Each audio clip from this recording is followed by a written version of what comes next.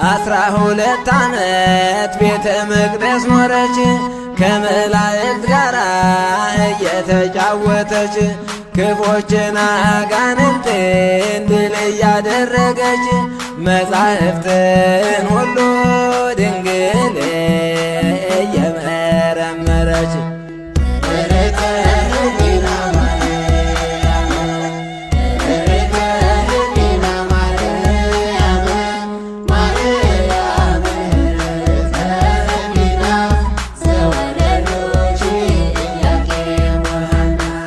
ድንግል